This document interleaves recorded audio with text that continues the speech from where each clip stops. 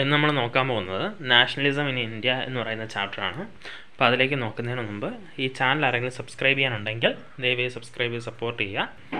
As you have seen, modern nationalism in Europe came to be associated with the formation of nation states. It also means to change in people's understanding of who they were, and what defined their identity and sense of belonging. New symbols and icons, new songs and ideas forged new links and redefined the boundaries of communities. In most countries, the making of this new national identity was a long process. How did the consciousness emerge in India? അപ്പോൾ നമ്മൾ നോക്കിയാൽ അറിയാം, കഴിഞ്ഞ പ്രാവശ്യം ഈ യൂറോപ്പിൻ്റെ nationalism എന്താണ്, nation സ്റ്റേറ്റിൻ്റെ ഫോർമേഷനുമായിട്ട് ബന്ധപ്പെട്ടാണ് ഇരുന്നത്. പുതിയ സിമ്പിൾസും നാഷണൽ ഐക്കോൺസും പുതിയ സോങ്സും ഒക്കെ വന്നു. അതുപോലെ ഇന്ത്യയിലെ കാര്യം എങ്ങനെയാണ് എന്നാണ് നമ്മൾ നോക്കുന്നത്. മറ്റുള്ള കൺട്രികൾ നമ്മൾ ഇതുവരെ നോക്കിയ മറ്റുള്ള കൺട്രികൾ നോക്കിയാൽ നാഷണലിസം എന്ന് പറയുന്ന ഒരു ലോങ് പ്രോസസ്സായിരുന്നു. അപ്പോൾ നമുക്ക് ഇന്ത്യയിലേക്ക് നോക്കാം. In India, as in many other colonies, the growth of modern nationalism is intimately connected to the anti-colonial movement. People began discovering their unity in the process of their struggle with colonialism. The sense of being oppressed under colonialism provided a shared bond that tied many different groups together. But each class and groups felt the effects of colonialism differently. Their experience were varied, and their notions of freedom were not always the same. The Congress under Mahatma Gandhi tried to forge these groups together within one movement, but the unity did not emerge without conflict. അപ്പോൾ ഇന്ത്യയിൽ നോക്കിയാൽ മറ്റ് അനേകം കോളനികളെ കണക്ക് എന്താണ് nationalism develop ചെയ്തത് ഈ colonialism വഴിയാണ്. അതായത് ആൻറ്റി കൊളോണിയൽ മൂവ്മെൻറ്റ് വഴിയാണ്. അപ്പോൾ ഈ കൊളോണിയലിസം വഴി ജനങ്ങൾ ഒപ്രസ് ചെയ്യപ്പെടുകയാണ്. അപ്പോൾ ഈ ഒപ്രസ് ചെയ്യപ്പെട്ട ജനവിഭാഗങ്ങൾക്കെല്ലാം ഇടയിൽ ഒരു യൂണിറ്റി അല്ലെങ്കിൽ ഒരു ബോണ്ട് ഉണ്ടാവുകയും അവരെന്ത് ചെയ്യുകയാണ്, ഒരു ആൻറ്റി കൊളോണിയൽ മൂവ്മെൻറ്റ് നടത്തുകയും ചെയ്യുകയാണ്. അപ്പോൾ നമ്മൾ നോക്കിക്കഴിഞ്ഞാൽ ഈ കൊളോണിയലിസം എല്ലാവർക്കും ഒരുപോലെയല്ല ഫീൽ ചെയ്തിരുന്നത്. ഇന്ത്യയിലെ പല ജനങ്ങൾക്കും ഈ കൊളോണിയലിസത്തെക്കുറിച്ച് പല രീതിയിലുള്ള അനുഭവങ്ങളായിരുന്നു ഉണ്ടായിരുന്നത്. ചിലർക്ക് സാമ്പത്തിക ചൂഷണങ്ങളായിരുന്നെങ്കിൽ ചിലർക്ക് വയലൻസ് ആയിരുന്നു, അങ്ങനെയുള്ള കാര്യങ്ങളൊക്കെ ആയിരുന്നു. അപ്പോൾ ഓരോരുത്തർക്കും അല്ലെങ്കിൽ ഓരോ ഗ്രൂപ്പിനും വ്യത്യസ്തമായിട്ടാണ് ഈ ഇമ്പാക്റ്റ് അനുഭവപ്പെട്ടത്. അപ്പോൾ മഹാത്മാഗാന്ധിയുടെ നേതൃത്വത്തിൽ കോൺഗ്രസ് ഈ ഗ്രൂപ്പുകളെല്ലാം ഒരുമിച്ച് കൊണ്ടുവന്ന് ഒരു മൂവ്മെൻറ്റിന് വേണ്ടി ശ്രമിച്ചു. പക്ഷേ ഇവിടെയും നമുക്ക് കോൺഫ്ലിക്റ്റുകൾ കാണാൻ പറ്റിയിട്ടുണ്ടായിരുന്നു. The First World War, Khilafat and non-cooperation. First of all, the war created a new economic and political situation.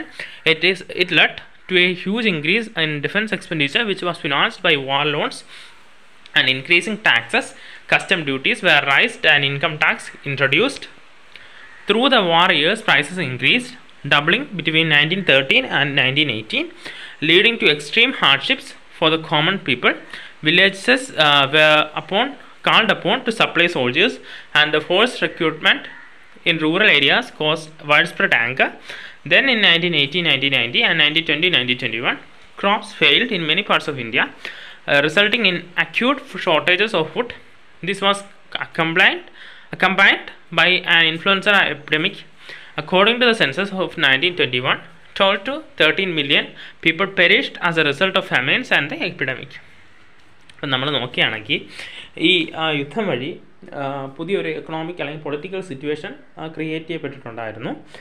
ഡിഫൻസിന് ഒരുപാട് എക്സ്പെൻഡിച്ചർ അല്ലെങ്കിൽ ഡിഫൻസിന് വേണ്ടിയിട്ട് വാർ ലോണായിട്ടും ടാക്സസ് ഒക്കെ ഇൻക്രീസ് ചെയ്ത് ഒരുപാട് എക്സ്പെൻഡിച്ചർ പ്രതിരോധ ചിലവുകൾ കൂടി വന്നു. യുദ്ധത്തിൻ്റെ സമയത്ത് അത് ഡബിൾ ചെയ്തു. ഈ വാർ ടൈമിൽ ഈ പ്രൈസസ് ഇരട്ടിയിലധികം ആവുകയാണ് 1913-18 സമയങ്ങളിൽ. അപ്പോൾ ഇത് ജനങ്ങൾക്ക് ഒരുപാട് ദുരിതങ്ങൾ ഉണ്ടാക്കി കൊടുക്കുകയാണ് ചെയ്തത്. വില്ലേജേഴ്സിൻ്റെ അടുത്ത് എന്ത് പറയുകയാണ്, സോൾജേഴ്സിന് സപ്ലൈ കൊടുക്കുക. അതുപോലെ തന്നെ ഫോഴ്സ് റിക്രൂട്ട്മെൻറ്റ് എന്ന് പറയുന്നത് ഒരു സ്റ്റേറ്റിലെ ജനങ്ങളെ ഫോഴ്സ് ചെയ്ത് ആർമിയിൽ ചേർപ്പിക്കുന്നതാണ് ഫോഴ്സ് റിക്രൂട്ട്മെൻറ്റ്. അപ്പോൾ ഈ ഫോഴ്സ് റിക്രൂട്ട്മെൻറ്റ് റൂറൽ ഏരിയാസിൽ ഒരുപാട് അസ്വാരസ്യങ്ങളുണ്ടാക്കി. പിന്നെ 1918-19 പീരീഡിലും 20-21 പീരീഡിലും ഇന്ത്യയിലെ പല സ്ഥലങ്ങളിലെയും ക്രോപ്സ് ഫെയിൽ ചെയ്യണം, അതായത് കൃഷിനാശമൊക്കെ ഉണ്ടാവുകയാണ്. അതിൻ്റെ കൂടെ അപ്പോൾ ഈ ക്രോപ്സ് ഫെയിൽ ചെയ്യുമ്പോൾ ഫുഡ് ഷോർട്ടേജ് ഉണ്ടാവും. അതിൻ്റെ കൂടെ ഒരു ഇൻഫ്ലുവൻസ എപ്പിഡമിക് ഉദ്ദേശിക്കുന്ന പകർച്ചവ്യാധി പറഞ്ഞത് വഴി ഒരുപാട് നാശങ്ങൾ ഉണ്ടാവുകയാണ്. അപ്പോൾ 1921 സെൻസസ് പ്രകാരം 12 മുതൽ 13 മില്യൺ ആൾക്കാർ വരെയാണ് ഈ ഫെമൈൻ, അതായത് ഈ പട്ടിണിയിലും അതുപോലെ തന്നെ എപ്പിഡമിക്കിലുമൊക്കെ ജീവൻ നശിച്ചത്. The idea of Satyagraha. Mahatma Gandhi returned to India in January 1915. As you know, he had come from South Africa, where he had successfully fought the racist regime with a novel method of mass agitation, which he called Satyagraha. The idea of Satyagraha emphasized the power of truth and the need to search for truth. It suggested that if the cause was true, if the struggle was against injustice, then physical force was not necessary to fight the oppressor. Without seeking vengeance or being aggressive, a satyagrahi could win the battle through non-violence. This could be done by appealing the conscience of the oppressor. People, including the oppressors, had to be persuaded to see the truth instead of being forced to accept the truth through the use of violence. By this struggle, truth was bound to ultimately triumph. Mahatma Gandhi believed that this dharma of non-violence could unite all Indian. നമ്മൾ നോക്കിക്കഴിഞ്ഞാൽ മഹാത്മാഗാന്ധി 1915 ജാനുവരിയിൽ ഇന്ത്യയിലേക്ക് return ചെയ്യുകയാണ്. അദ്ദേഹം south ആഫ്രിക്കയിൽ നിന്നാണ് വരുന്നത്. അവിടെ ഈ റേസിസ്റ്റ് ഭരണത്തിനെതിരെയും അവരുടെ ആ ക്രൂരതകൾക്കെതിരെയൊക്കെ ഒരു പുതിയ സമരരീതി അദ്ദേഹം കൊണ്ടുവന്നിട്ടുണ്ടായിരുന്നു. അതായത് ഒരുപാട് ജനങ്ങളെ ചേർത്ത് സത്യാഗ്രഹം എന്ന് അറിയപ്പെടുന്ന ഒരു സമരരീതി. അപ്പോൾ സത്യാഗ്രഹത്തിൻ്റെ ആശയം എന്താണെന്ന് വെച്ചാൽ സമാധാനപരമായിട്ട് വയലൻസ് ഇല്ലാതെ സമരം ചെയ്യുക.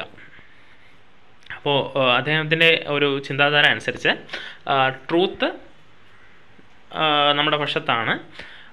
നമ്മൾ അനീതിക്കെതിരെയാണ് പോരാടുന്നതെങ്കിൽ അവിടെ ഫിസിക്കൽ ഫോഴ്സിൻ്റെ ആവശ്യകതയില്ല.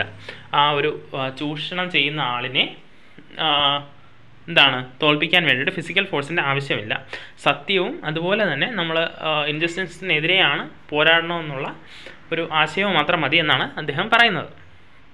അപ്പോൾ ഇങ്ങനെയുള്ളൊരാശയം ഇന്ത്യയിലെ ജനങ്ങളെ ഒരുമിപ്പിച്ച് കൊണ്ടുവരും, അല്ലെങ്കിൽ ധർമ്മ ഓഫ് നോൺ വയലൻസ് ഇന്ത്യയിലെ ജനങ്ങളെ യുണൈറ്റ് ചെയ്യുമെന്നാണ് അദ്ദേഹം വിശ്വസിച്ചിരുന്നത്.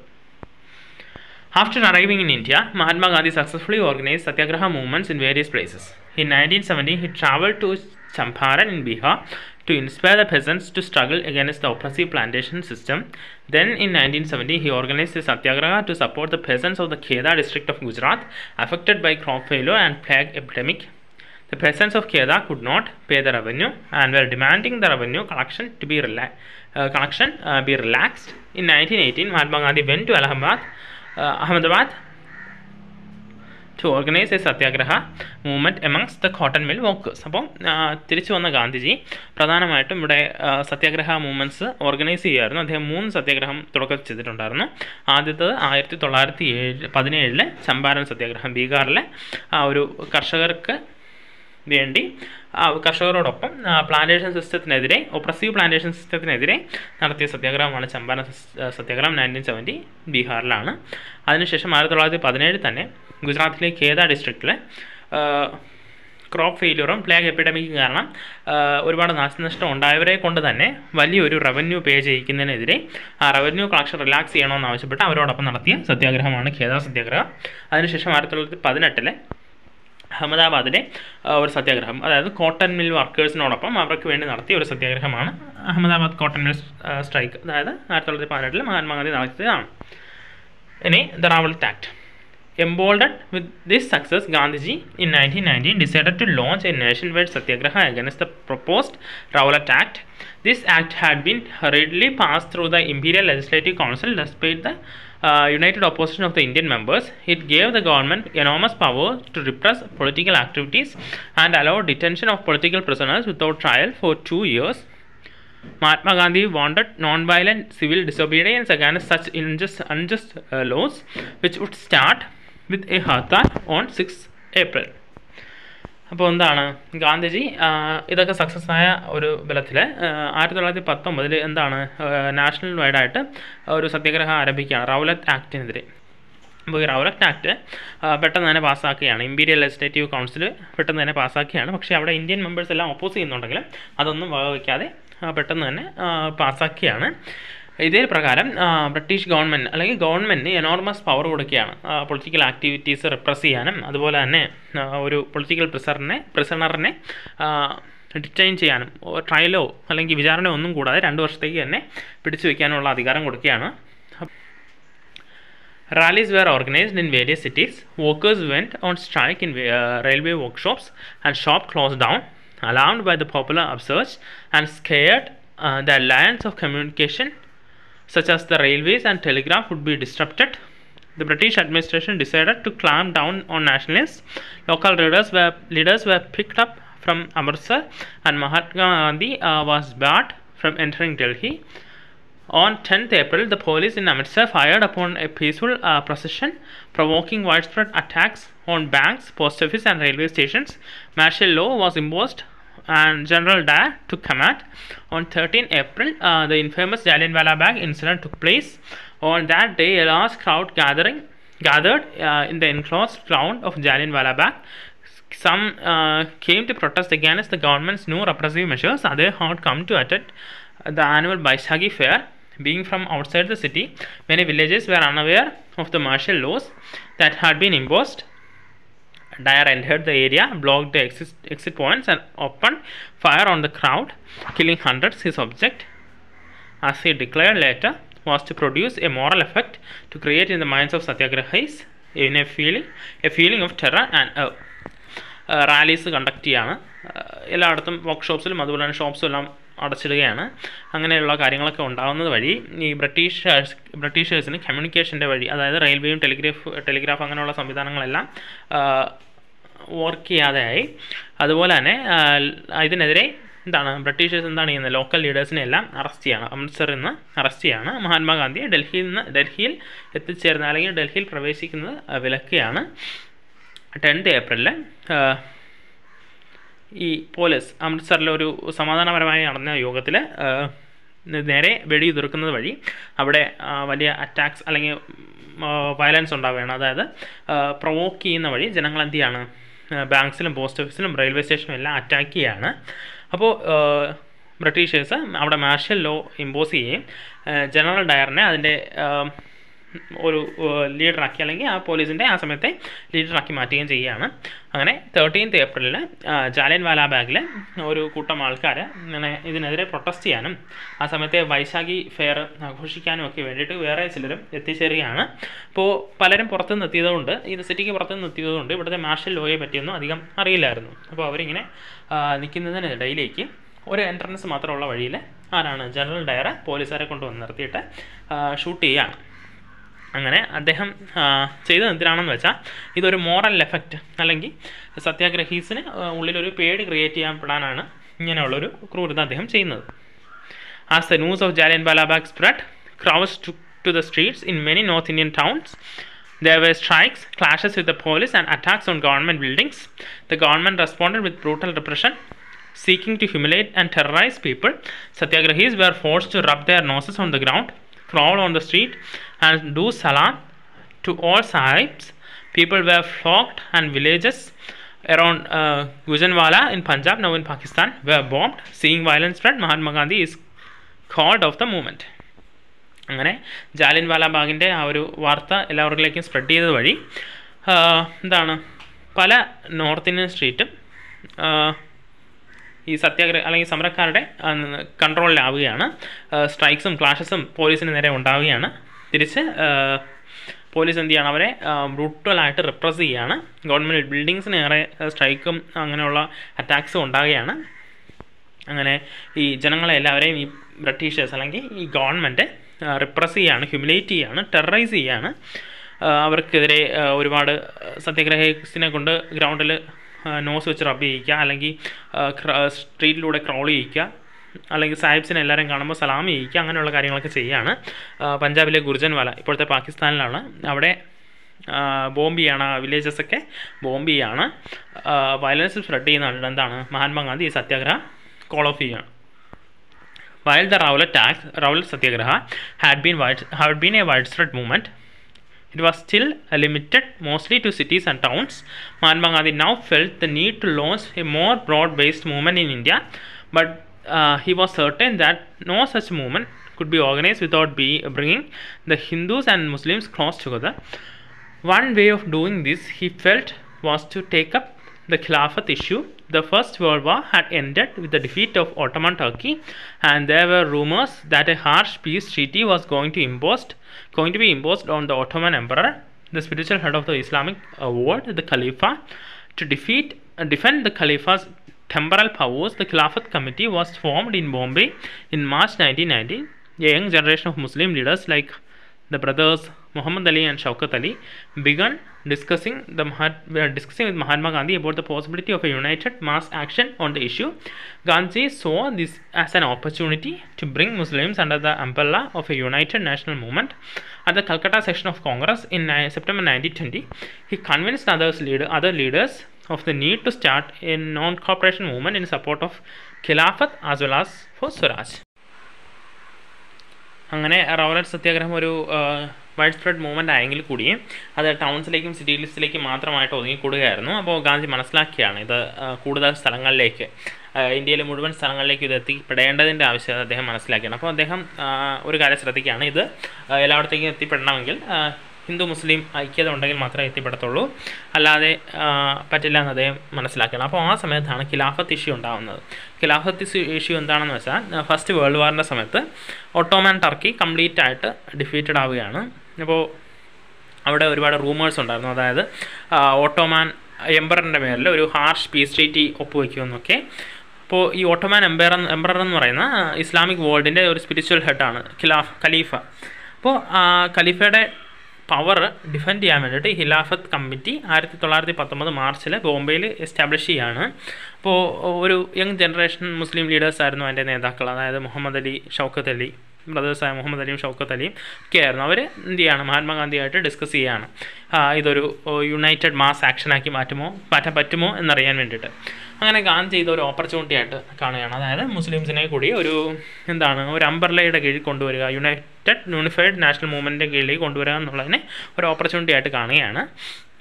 അങ്ങനെ 1920 സെപ്റ്റംബറിലെ കോൺഗ്രസിൻ്റെ കൽക്കട്ട സെക്ഷനിൽ വെച്ച് ഗാന്ധി ഇത് ബാക്കിയുള്ള ലീഡേഴ്സിനെ കൺവിൻസ് ചെയ്യുകയും ഇതിനെതിരെ ഒരു നോൺ കോർപ്പറേഷൻ മൂവ്മെൻറ്റും കൂടെ സ്റ്റാർട്ട് ചെയ്യണമെന്നൊക്കെ, ഇതിനും സ്വരാജിനും വേണ്ടിയിട്ട് നോൺ കോർപ്പറേഷൻ മൂവ്മെൻറ്റൂടെ സ്റ്റാർട്ട് ചെയ്യണമെന്ന് അദ്ദേഹം തീരുമാനിക്കുകയാണ്. Why non-cooperation? In his famous book Hind Swaraj, Mahatma Gandhi declared the British rule was established in India with the cooperation of Indians and had survived only because of this cooperation.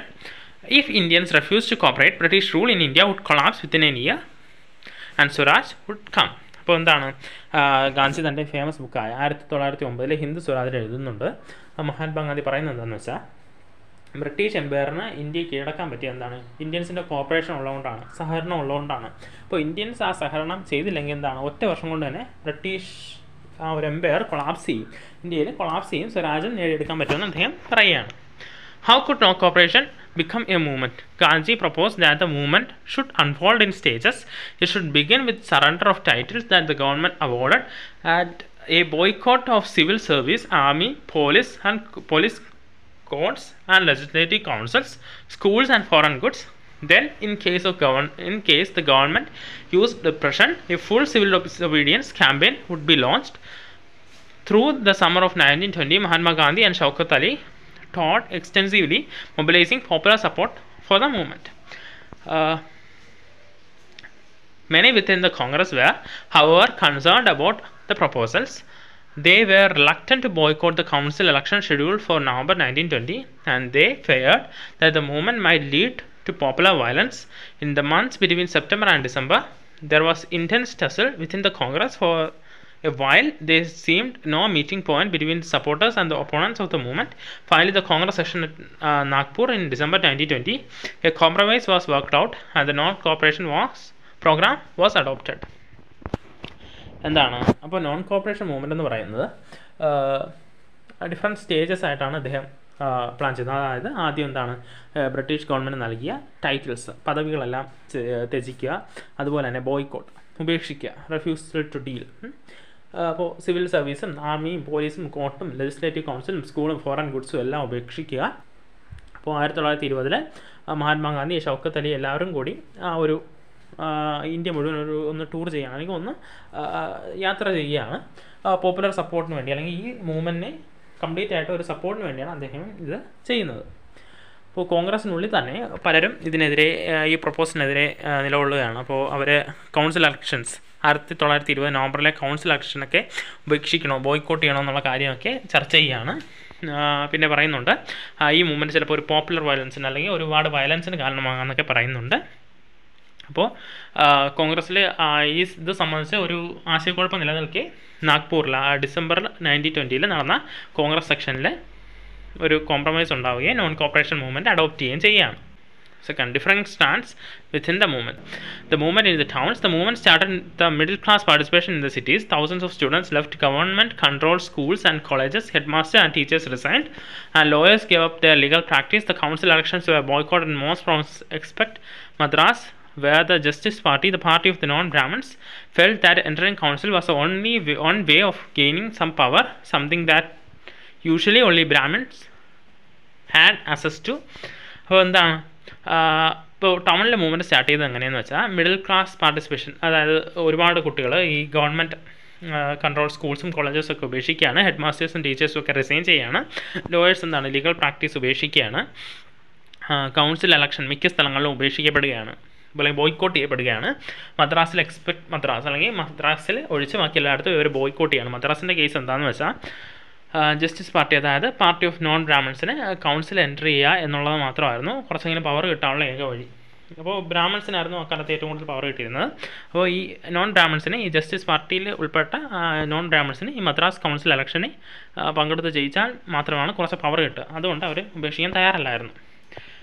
The effects of non-cooperation on the economic front were more dramatic. Foreign goods were boycotted, liquor shops picketed, and foreign cloth burnt in huge bonfires. The import of foreign cloth halved between 1921 and 22, its value dropping from rupees 102 crore to rupees 57 crore. In many places, merchants and traders refused to trade in foreign goods or finance foreign trade. As the boycott movement spread, the people began discarding imported clothes and wearing only Indian ones. Production of Indian textile mills and handlooms went up. അപ്പോൾ non corporation മൂവ്മെൻറ്റിൻ്റെ economic ആ ഒരു ചുറ്റുപാടിലെ കാര്യം നോക്കുകയാണെങ്കിൽ അതൊക്കെ ഒരുപാട് dramatic ആയിരുന്നു. അവരെന്ത് ചെയ്തു, ഫോറിൻ ഗുഡ്സ് എല്ലാം ബോയ്ക്കോട്ട് ചെയ്തു. ലിക്കർ ഷോപ്സ് പിക്കറ്റ് ചെയ്യപ്പെട്ടു. പിക്കറ്റ് എന്ന് വെച്ചാൽ ഒരു പ്രൊട്ടസ്റ്റാണ്, ആ ഒരു ഷോപ്സിൻ്റെ എൻട്രൻസിൽ നടത്തുന്ന ഒരു പ്രൊട്ടസ്റ്റാണ് പിക്കറ്റ് എന്ന് പറയുന്നത്. അപ്പോൾ പിക്കറ്റ് ചെയ്യപ്പെട്ടു. ഫോറിൻ ക്ലോത്ത് എല്ലാം പബ്ലിക്കായിട്ട് ബേൺ ചെയ്യപ്പെട്ടു. അപ്പോൾ ഇതൊക്കെ നടക്കുന്നത് ഈ നോൺ കോപ്പറേഷൻ മൂവ്മെൻറ്റിൻ്റെ ഭാഗമായിട്ടാണ്. അപ്പോൾ 1921-22 കാലം നോക്കിക്കഴിഞ്ഞാൽ ഫോറിൻ ക്ലോത്തിൻ്റെ വാല്യൂ 102 കോടിയിൽ നിന്നും 57 കോടിയായിട്ട് ചുരുങ്ങുന്നത് നമുക്ക് കാണാൻ പറ്റും. അപ്പോൾ ഒരുപാട് മെർച്ചൻസും ട്രേഡേഴ്സും ഒക്കെ ഈ ഫോറിൻ ഗുഡ്സൊക്കെ കച്ചവടം ചെയ്യുന്നത് റെഫ്യൂസ് ചെയ്യുകയാണ്, ഫോറിൻ ട്രേഡ് റെഫ്യൂസ് ചെയ്യുകയാണ്. അപ്പോൾ ഈ ബോയ്ക്കോട്ട് മൂവ്മെൻറ്റ് സ്പ്രെഡ് ചെയ്യുന്നത് വഴി ഇമ്പോർട്ടൻറ്റ് ക്ലോത്ത്സ് ഒക്കെ ഉപേക്ഷിച്ച് ഇന്ത്യൻ ക്ലോത്ത്സ് യൂസ് ചെയ്യുന്ന വഴി ഈ ഇന്ത്യൻ ടെക്സ്റ്റൈൽ മിൽസിൻ്റെയും ഹാൻഡ്ലൂംസിൻ്റെയൊക്കെ പ്രൊഡക്ഷനും ഉയർന്നു പോവുകയാണ്. But this movement in the cities gradually slowed down for a variety of reasons. Khadi cloth was often more expensive than mass-produced milk cloth, and poor people could not afford to buy it. How then could they boycott milk cloth for too long? Similarly, the boycott of British institutions posed a problem. For the movement to be successful, alternative Indian institutions had to be set up so that they could be used in place of the British ones. These were slow to come up, so students and teachers began trickling back to government schools, and lawyers joined back in government courts. അപ്പോൾ എന്താണ് ഈ movement പതുക്കെ slow down ചെയ്യുകയാണ്. Khadi clothes എന്ന് പറയുന്ന ഒരുപാട് expensive ആയതുകൊണ്ട് തന്നെ പബ്ലിക് അല്ലെങ്കിൽ ഇപ്പോൾ പീപ്പിളിനൊന്നും ഇത് അഫോർഡ് ചെയ്യാൻ പറ്റാതെയായി. അതുപോലെ തന്നെ ബ്രിട്ടീഷ് ഇൻസ്റ്റിറ്റ്യൂഷൻസ് ബോയ്ക്കോട്ട് ചെയ്യുന്ന വഴി പുതിയ ഇന്ത്യൻ ഇൻസ്റ്റിറ്റ്യൂഷൻ എസ്റ്റാബ്ലിഷ് ചെയ്യണം, അല്ലെങ്കിൽ ബ്രിട്ടീഷ് വൺസിൻ്റെ ഒരു സ്ഥാനത്ത് ഇന്ത്യൻ ഇൻസ്റ്റിറ്റ്യൂഷൻസ് എസ്റ്റാബ്ലിഷ് ചെയ്യണമല്ലോ. അത് സ്ലോ ഡൗൺ അല്ലെങ്കിൽ സ്ലോ പ്രോസസ്സായിരുന്നു. അതുകൊണ്ട് സ്റ്റുഡൻസും ടീച്ചേഴ്സും ഒക്കെ ഗവൺമെൻറ് സ്കൂളിലേക്കും ലോയേഴ്സ് എല്ലാം ഗവൺമെൻറ് കോളേജിലേക്കും തിരികെ പോയി. Rebellion in the countryside. From the cities, the non-cooperation movement spread to the countryside. It drew into its fold the struggle of peasants and tribals which were developing in different parts of India in the years after the war. In Awadh, peasants were led by Baba Ramchandra, a sannyasi who had earlier been to Fiji as an indentured labor. The movement here was against Talukdars and landlords who demanded from peasants exorbitantly high rents and a variety of other scissors. Peasants had to do beggar and walk at landlords' farms without any payment. As tenants, they had no security of tenure, being regularly evicted so that they could acquire no right over the leased land. The peasants moved demanded a reduction of revenue, abolition of beggar, and social boycott of oppressive landlords. In many places, Nai Dhobi bunds were organized by panchayats to deprive landlords of the service of even barbers and washermen. In June 1920, Jawaharlal Nehru began going around the villages in Awadh, talking to the villagers and trying to understand their grievance. By October, the Awadh Kisan Sabha was set up, headed by Jawaharlal Nehru, Baba Ramchandra and few others. Within a month, over 300 branches had been set up in the villages around the region. So when the non-cooperation movement began the following year, the effort of the Congress was to integrate Awadh peasant struggle into the wider struggle. Peasant movement, however, developed in forms of the Congress leadership was unhappy with. As the movement spread in 1921, the houses of talukdars and merchants were attacked, bazaars were looted, the grain hoards were taken over. In many places, local leaders told peasants that Gandhi had declared that no taxes were to be paid and land was to be redistributed among the poor. The name of the Mahatma was being evoked to sanction all action and aspiration. ഇപ്പോൾ അവാദിലെ കാര്യമാണെങ്കിൽ അവാദിലെ പെസൻസ് എന്ത് ചെയ്യാണ് ബാബ രാമചന്ദ്രയുടെ നേതൃത്വത്തിൽ താലൂക്ക്ദാസിനെതിരെ അല്ലെങ്കിൽ അവർക്ക് ആ പെസൻസിന് വേണ്ടി ഒരു സമരം നടത്തുകയാണ്. പെസൻസ് പേയ്മെൻറ്റ് ഇല്ലാതെ വർക്ക് ചെയ്യാൻ നിർബന്ധിക്കപ്പെട്ട് അങ്ങനെ വർക്ക് ചെയ്യപ്പെടുകയാണ്. അവർക്ക് അവരുടെ ലാൻഡിൽ ഒരു അധികാരവും ഉണ്ടായിരുന്നില്ല. അതുപോലെ തന്നെ ഒരുപാട് പൈസ ടാക്സ് ആയിട്ട് ഇമ്പോസ് ചെയ്തിട്ടുണ്ടായിരുന്നു. അങ്ങനെ ഇതിനെതിരെയെല്ലാം അവർ ഒരു സ്ട്രഗിളിലേക്ക് അല്ലെങ്കിൽ ഒരു ഫൈറ്റിലേക്ക് അല്ലെങ്കിൽ ഒരു മൂവ്മെൻറ്റിലേക്ക് പോവുകയായിരുന്നു. 1920 ജൂണിൽ ജവഹർലാൽ നെഹ്റു ഈ വില്ലേജസിലൊക്കെ വന്ന് അവാദിലെ വില്ലേജസൊക്കെ വന്ന് അവരുടെ അടുത്തൊക്കെ സംസാരിച്ച് ഓത്ത് കിസാൻ സഭ എസ്റ്റാബ്ലിഷ് ചെയ്യുകയാണ് ഒക്ടോബറിൽ. അപ്പോൾ അതിൻ്റെ നേതാവായിട്ട് ജവഹർലാൽ നെഹ്റുവും ബാബ രാമചന്ദ്രയും അതുപോലെയുള്ള ആൾക്കാരുണ്ടായിരുന്നു. ഒരു മാസം കൊണ്ട് തന്നെ ഏകദേശം 300 ബ്രാഞ്ചസ് വില്ലേജസിൻ്റെ അടുത്തുള്ള റീജിയനിൽ എസ്റ്റാബ്ലിഷ് ചെയ്യപ്പെടുന്നു. നോൺ കോപ്പറേഷൻ മൂവ്മെൻറ്റ് അടുത്ത വർഷം ഉണ്ടാകുമ്പോൾ എന്ത് ചെയ്യാണ്, കോൺഗ്രസിൻ്റെ പ്രധാന ഒരു ജോലി എന്ന് പറയുന്നത് ഈ അവാദ് പെസൻറ്റ് സ്ട്രഗിൾ ഇൻ്റഗ്രേറ്റ് ചെയ്യുകയും വൈഡ് ഏരിയയിലേക്ക് സ്പ്രെഡ് ചെയ്യാനുള്ളതുമായിരുന്നു. അപ്പോൾ as the movement spread in 1921 the house of താലൂക്കേഴ്സ് ആൻഡ് മെർച്ചൻസ് വേർ അറ്റാക്ട്. അങ്ങനെ 1921 ഈ മൂവ്മെൻറ്റ് സ്പ്രെഡ് ചെയ്യുന്ന വഴി താലൂക്ക്ദാസിൻ്റെയും മെർച്ചൻസിൻ്റെയൊക്കെ വീടുകൾ അറ്റാക്ക് ചെയ്യപ്പെടുകയാണ്. ബസാർസ് എല്ലാം ലൂട്ട് ചെയ്യപ്പെടുകയാണ്. ധാന്യപ്പുരകളെല്ലാം കയ്യേറുകയാണ്. അപ്പോൾ പല ലോക്കൽ ലീഡേഴ്സ് വന്ന് പറയുകയാണ്, പെസൻസിൻ്റെ അടുത്ത് പറയുകയാണ്, ഗാന്ധി ആഹ്വാനം ചെയ്തത് എന്താണ്, ഒരു ടാക്സും പേ ചെയ്യേണ്ടതില്ല, ലാൻഡ് എന്ത് ചെയ്യാണ് പാവപ്പെട്ടവർക്ക് വേണ്ടി റീഡിസ്ട്രിബ്യൂട്ട് ചെയ്യുന്നതൊക്കെ പറയുന്നതിലേക്ക് മാറുകയാണ്. Tribal peasants interrupted the message of Mahatma Gandhi and the idea of Swaraj in yet another way. In the Gudem hills of Andhra Pradesh, for instance, a militant guerrilla movement spread in early 1920s, not a form of struggle that the Congress could approve. Here, as in other forest regions, the colonial movement had closed large forest areas, preventing people from entering the forest to graze their cattle or to collect fuel wood and fruits. This enraged the hill people. Not only were their livelihood affected, but they felt that their traditional rights were being denied.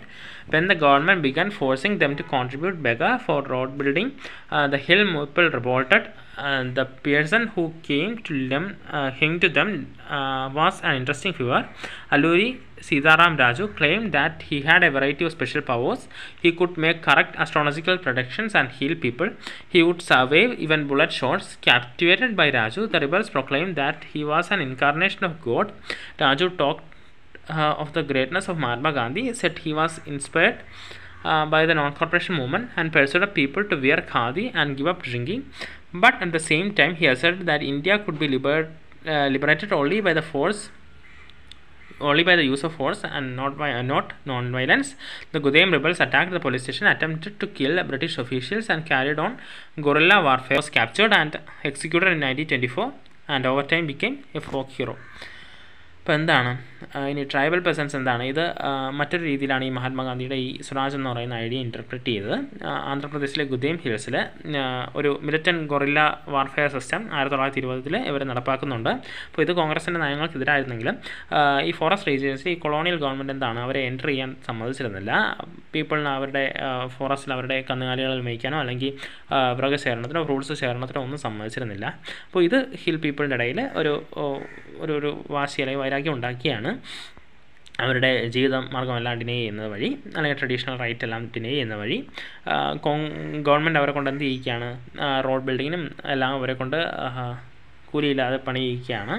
ഇതിനിടയിലേക്കാണ് ഒരു interesting ആയ figure വരുന്നത്. അല്ലൂരി സീതാറാം രാജു എന്ന് പറയുന്ന ആൾ. അദ്ദേഹം പറയുന്നത് എന്താണ്, തനിക്ക് special powers ഉണ്ടെന്ന് പറയുകയാണ്. അതുപോലെ തന്നെ ആസ്ട്രോളജിക്കൽ പ്രഡിക്ഷൻസ് കറക്റ്റായിട്ട് ചെയ്യാൻ പറ്റും, അല്ലെങ്കിൽ രോഗികളെ അല്ലെങ്കിൽ ജനങ്ങളെ ചികിത്സ ശരിയാക്കാൻ പറ്റും എന്നൊക്കെയുള്ള കാര്യങ്ങൾ പറയുകയാണ്.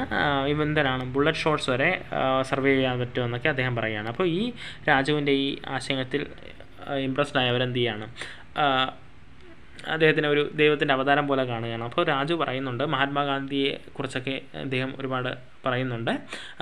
അതുപോലെ തന്നെ നോൺ കോർപ്പറേഷൻ മൂവ്മെൻറ്റ് ഇൻസ്പയർ ആയി അദ്ദേഹം പറയുന്നുണ്ട് എന്താണ്, ഖാദി ധരിക്കണമെന്നും അതുപോലെ തന്നെ മദ്യപാനമൊക്കെ ഉപേക്ഷിക്കണമെന്നൊക്കെ പറയുകയാണ്. ആ സമയത്ത് തന്നെ അദ്ദേഹം പറയുന്ന മറ്റൊരു കാര്യം എന്ന് പറയുന്നത്, ഇന്ത്യക്ക് സ്വാതന്ത്ര്യം വേണമെങ്കിൽ എന്താണ്, ഫോഴ്സ് വഴി പറ്റത്തുള്ളൂ, അല്ലാതെ നോൺ വയലൻസ് വഴി പറ്റത്തില്ലെന്ന് അവരുടെ അടുത്ത് പറയുകയാണ്. അങ്ങനെ ഗുഡ് ഡേ റെബൽസ് എന്ത് ചെയ്യാണ്, ഈ പോലീസ് സ്റ്റേഷനൊക്കെ അറ്റാക്ക് ചെയ്യാണ്, ബ്രിട്ടീഷ് ഓഫീസറിനെയൊക്കെ കില്ല് ചെയ്യാൻ അല്ലെങ്കിൽ കൊല്ലാൻ തീരുമാനിക്കുകയാണ്. അങ്ങനെ ഗൊറില്ല വാർഫെയർ വഴിയൊക്കെ സ്വരാജ് കിട്ടുള്ളൂ എന്നൊക്കെ അദ്ദേഹം പറയുകയാണ്. അങ്ങനെ അവസാനം രാജുവിനെ ക്യാപ്ചർ ചെയ്യും, അദ്ദേഹത്തെ 1924 കൊല്ലുകയും ചെയ്യുന്നുണ്ട്. അദ്ദേഹം അതിനുശേഷം ഒരു ഫോക്ക് ഹീറോയൊക്കെ ആയിട്ട് മാറുന്നുണ്ട്. Swaraj in the plantations. Workers too had their own understanding of Mahatma Gandhi and the notion of Swaraj. For plantation workers in Assam, freedom meant right to move freely in and out of the confined space in which they were enclosed, and it meant retaining a link with the village from which they had come. Under the Inland Immigration Act of 1859, plantation workers were not permitted to leave the tea garden without permission, and in fact they were rarely given such permission. When they heard of the non-corporation movement, thousands of workers defied the authorities, left the plantation and headed home. They believed that the Gandhi Raj was coming and everyone would be given a land in their own villages. They, however, never reached their destination. Stranded on the way by railway and steamer strike, they were caught by the police and brutally beaten up. അപ്പോൾ എന്താണ് ഇത്, plantation workers അല്ലെങ്കിൽ തോട്ടം തൊഴിലാളികൾ മറ്റൊരു രീതിയിലാണ് ഇത് കണ്ടത്, സ്വരാജ് എന്ന് പറയുന്ന ആശയം കണ്ടത്. ആസാമിലെ വർക്കേഴ്സ് എന്ത് ചെയ്യണം, അവരുടെ ആവശ്യം ഫ്രീ ആയിട്ട് മൂവ് ചെയ്യാമെന്നുള്ളതായിരുന്നു. അതായത് തോട്ടത്തിൽ നിന്ന് ആ ഒരു സ്പേസിൽ നിന്ന് അവരുടെ വില്ലേജസിലൊക്കെ പോകാനുള്ള അധികാരമായിരുന്നു അവർക്ക് വേണ്ടത്. ഇൻലാൻഡ് എമിഗ്രേഷൻ ആക്ട് ഓഫ് 1859 പ്രകാരം തോട്ടം തൊഴിലാളികൾക്ക് എന്താണ്, അവരുടെ ആ സ്പേസ് വിടാൻ അല്ലെങ്കിൽ ടീ ഗാർഡൻ വിടാൻ പെർമിഷൻ ഇല്ല. പോകണമെന്നുണ്ടെങ്കിൽ ഈ പ്രത്യേക പെർമിഷൻ വേണം. അപ്പോൾ ഈ പെർമിഷൻ പലപ്പോഴും അനുവദിക്കാറില്ല. അങ്ങനെ ഈ നോൺ കോർപ്പറേഷൻ മൂവ്മെൻറ്റിനെ കുറിച്ച് കേട്ട ആൾക്കാർ എന്ത് ചെയ്യാണ്, ഈ തൗസൻഡ്സ് ഓഫ് ആൾക്കാരും ഈ അതോറിറ്റീസിനെയൊക്കെ ഡിഫൈഡ് ചെയ്തിട്ട് പ്ലാന്റേഷൻ വിട്ട് വീട്ടിലേക്ക് പോവുകയാണ്. അപ്പോൾ അവർ വിചാരിച്ചെന്താണ്, ഗാന്ധി രാജ്യം വരും, ഉടനെ തന്നെ വരും, അത് വന്നാൽ എന്താണ് എല്ലാവർക്കും വസ്തുക്കളൊക്കെ കിട്ടും എന്നൊക്കെയാണ് അവരൊക്കെ വിചാരിക്കുന്നത്. അവർ പക്ഷേ അവരുടെ വീട്ടിലെത്തിയിട്ടില്ല. കാരണം ഈ റെയിൽവേക്കെയും സ്ട്രൈക്ക് ആയതുകൊണ്ട് തന്നെ ഈ പോലീസ് അവരെ ക്യാപ്ചർ ചെയ്യുന്നുണ്ട്, ബ്രൂട്ടലായിട്ട് ബീറ്റ് ചെയ്യുന്നുണ്ട്. The vision of these movements were not defined by the Congress program. They interpreted the term Swaraj in other ways, imagining it to be a time when all sufferings and all troubles would be over. Yet when the tribals chanted Gandhi's name and raised slogans demanding Swatantra Bharat, they were also emotionally relating to an all-Indian agitation. When they acted in the name of Mahatma Gandhi or linked their movement to the of Congress, they were identifying with a movement which went beyond the limits of their immediate locality. അപ്പോൾ എന്താണ് അപ്പോൾ കോൺഗ്രസിൻ്റെ vision എന്താണെന്ന് പറഞ്ഞാൽ, സ്വരാജ് എന്ന് ഉദ്ദേശിക്കുന്നത് ഒരു suffering എല്ലാം മാറി എല്ലാം കഴിയുന്ന ഒരു നല്ല കാലം എന്നായിരുന്നു സ്വരാജിൻ്റെ അവരുടെ ഇൻ്റർപ്രിട്ടേഷൻ. അപ്പോൾ ഈ ട്രൈബൽസിൻ്റെ ഇടയിൽ വരെ ഈ ഗാന്ധിയുടെ നെയിം ചാൻറ്റ് ചെയ്യപ്പെടുകയും അതുപോലെ തന്നെ ഈ സ്വതന്ത്ര ഭാരത് എന്ന് പറയുന്ന സ്ലോഗൻസൊക്കെ ഉണ്ടാവുകയൊക്കെ ചെയ്യുകയാണ്. അപ്പോൾ ഇതാണ് നമ്മുടെ ഫസ്റ്റ് പാർട്ടിൽ വരുന്നത്.